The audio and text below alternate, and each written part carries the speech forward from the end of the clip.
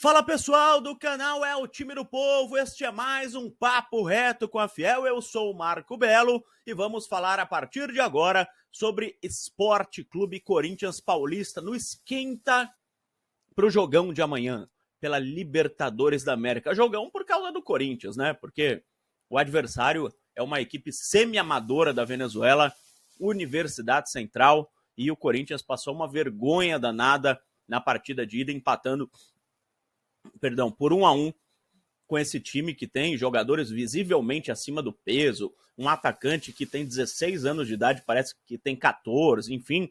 Então, jogão amanhã, mas por causa do Corinthians e as mais de 40 mil pessoas que estarão na Neoquímica Arena. O Corinthians vai passar o carro em cima da equipe venezuelana e se classificar à terceira fase eliminatória da Copa Libertadores da América. Mas antes da gente entrar no mérito do jogo e falar mais do Corinthians, eu quero falar para você entrar na descrição do vídeo aqui. Pega a descrição aqui embaixo, tem um link.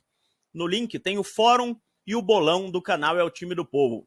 Você clica no link, entra no fórum e no bolão, e no fórum e no bolão você concorre a camisetas Time do Povo, a bonés Time do Povo e outros prêmios sensacionais como esses lá no bolão e no fórum que tem aqui no link, aqui na descrição desse vídeo aqui embaixo, tá bom? Então concorra a muitos prêmios do canal É o Time do Povo aqui no Papo Reto com a Fiel. Vamos lá, agora acabou a pré-temporada. A fase classificatória do Campeonato Paulista para o Corinthians foi uma grande pré-temporada. Os titulares do Corinthians, a equipe titular do Corinthians, só jogou 3 vezes. Das 12 que o Corinthians entrou em campo, 3 foram com a equipe titular. Nos clássicos, contra o São Paulo, perdeu 3-1, Palmeiras empatou 1-1 e Santos ganhou 2-1. Os outros 9 jogos foram com a equipe reserva ou mista. Em alguns jogos o Yuri Alberto começou, em outros o Martínez começou, em outros o André Ramalho, mas não foi a equipe titular. A equipe titular, os 11... Aliás, os 11 não, porque o Garro ficou machucado grande parte do tempo. Então, contra o São Paulo e contra o Palmeiras, quem foi titular no meio de campo foi o Igor Coronado. O Rodrigo Garro, que para mim é o melhor jogador do time do Corinthians, só entrou em campo contra o Santos, pelo Campeonato Paulista, e depois na Venezuela. Entrou em campo, eu digo, como titular, né? Ele entrou durante o decorrer de alguns outros jogos. Mas, enfim, foi uma grande pré-temporada com 9 partidas com a equipe reserva. O Corinthians conseguiu a primeira classificação geral do Campeonato Paulista, vai pegar o Mirassol domingo, 6h30, na Neoquímica Arena. A equipe do Mirassol que demitiu o técnico Eduardo Barroca, né? Estava numa decadente no Campeonato Paulista, depois de ter começado muito bem, e agora virou um time perigoso, porque não se sabe mais se vai ser o Mirassol do começo do Campeonato Paulista, se vai ser o Mirassol do final da fase de classificação, que não estava ganhando de ninguém, ou o Mirassol depois do Eduardo Barroca, que é uma incógnita. Tudo que o Ramon e o Emiliano tinham pensado sobre o adversário, tiveram que fazer, rasgar e jogar fora o papel, porque agora é outra equipe que vem aí com um treinador interino, provavelmente no domingo. Mas antes, tem a equipe semi-amadora lá da Venezuela, o Corinthians vai entrar em campo com a equipe titular, quarta-feira à noite, titular. Domingo à noite, titular. Provavelmente segunda de manhã tem treino no CT Joaquim Grava. Eu tô falando com a classificação, tá? Porque eu nem penso no Corinthians não se classificar para a próxima fase. Segunda de manhã, na outra segunda, treino no CT Joaquim Grava. E aí, ou viaja na segunda noite e tem que treinar terça-feira no Equador, ou treina na terça de manhã e viaja terça-feira à tarde. Para o Equador chega terça-feira à noite, é uma viagem longa. Ou até Quito, caso o El Nacional se classifique, ou até Guayaquil, caso o Barcelona de Guayaquil se classifique. Mais para o Barcelona, que ganhou a primeira fora de casa no confronto entre os equatorianos. Em Guayaquil, a dificuldade é porque é o clube mais popular do Equador, o Barcelona. O estádio é gigante, é um estádio moderno, tá? É um estádio grande, recebeu final de Libertadores da América, mas é uma torcida apaixonada, é uma torcida que faz bastante barulho.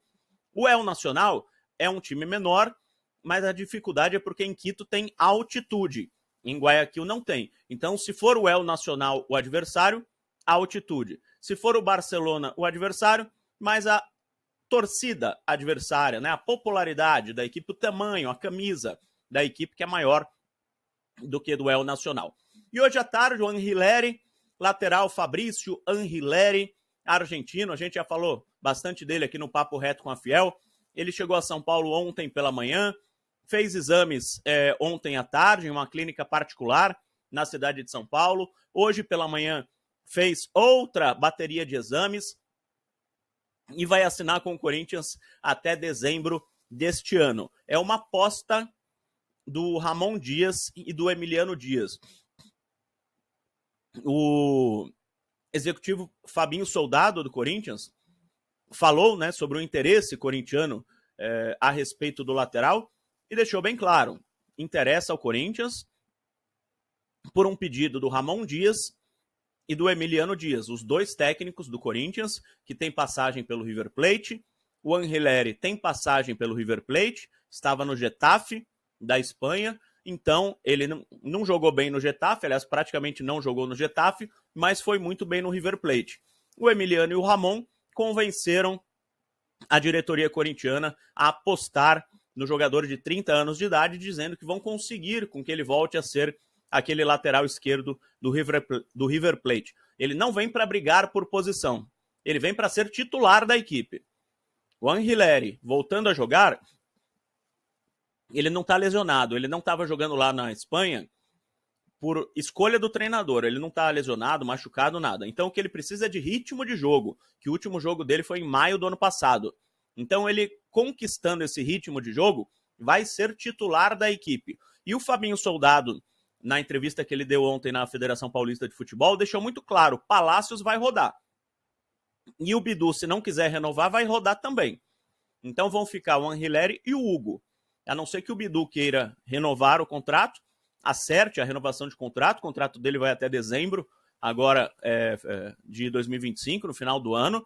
E o Palácios, o próprio Fabinho falou que ele tem um problema, ele não está treinando bem, não é a escolha do treinador, enfim, uma série de situações colocadas que mostram que o Diego Palácios, o pessoal já desistiu dele, na verdade, né?